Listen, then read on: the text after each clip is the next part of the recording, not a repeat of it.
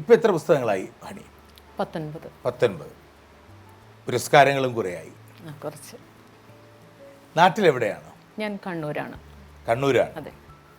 ഈ ഷാർജ പുസ്തകോത്സവം നമ്മുടെ എഴുത്തുകാരുടെ പ്രവാസികളുമായുള്ള നേരിട്ടുള്ള ഇടപെടലുകൾക്ക് വലിയ സ്വാധീനം ചെലുത്തുന്നുണ്ട് അല്ലേ? അതെ. പറയൂ, ഈ കഴിഞ്ഞ ഷാർജ ബുക്ക് ഫെയറിൻ്റെ എക്സ്പീരിയൻസുകളൊന്ന് ഷെയർ ചെയ്യും. ഷാർജ ഇൻ്റർനാഷണൽ ബുക്ക് ഫെയർ ആണ് ശരിക്കും എന്നെ പോലെയുള്ള എഴുത്തുകാർക്കൊരു വൈഡായിട്ടുള്ള ഒരു പ്ലാറ്റ്ഫോം തന്നത്.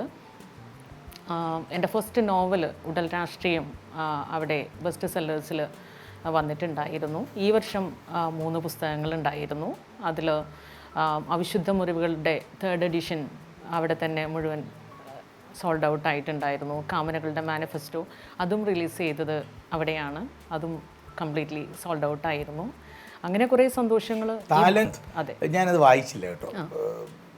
കുറ്റസമ്മതമല്ല, ഞാൻ വായിച്ചില്ല, കിട്ടിയിട്ടില്ല, വായിച്ചില്ല. വാങ്ങാം. പറയൂ ആ പുസ്തകത്തെക്കുറിച്ച്. എൻ്റെ സുഹൃത്തായിരുന്ന കളിക്കൂട്ടുകാരനായിരുന്ന അദ്ദേഹം വൈദികനായിരുന്നു, ഫാദർ മനോജ് ഒറ്റപ്ലാക്കൽ. ഞങ്ങളൊരു 4 വയസ്സ് മുതൽ സുഹൃത്തുക്കളാണ്. അദ്ദേഹം 38ാമത്തെ വയസ്സിൽ മരിച്ചുപോയി. ഒരു ആക്സിഡൻറ്റിലാണ് മരിച്ചത്.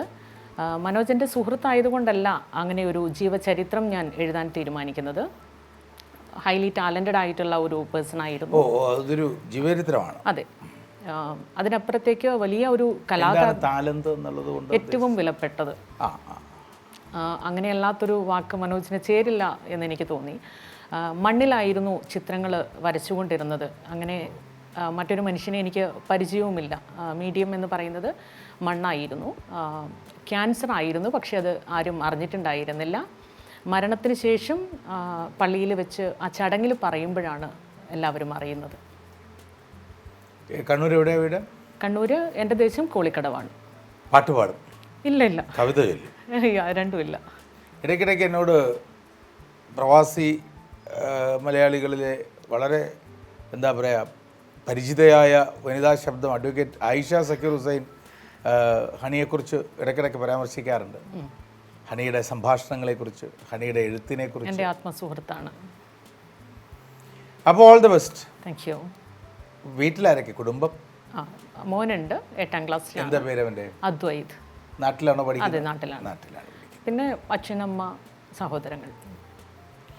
അപ്പോൾ എല്ലാ ആശംസകളും നേരുന്നു. സന്തോഷം. വരാനിരിക്കുന്ന വാക്കിൻ്റെ വലിയ വിലപിടിപ്പുള്ള എന്താ പറയുക കടലാസ് കൂട്ടങ്ങൾ ഹണിയിൽ നിന്നുണ്ടാകട്ടെ.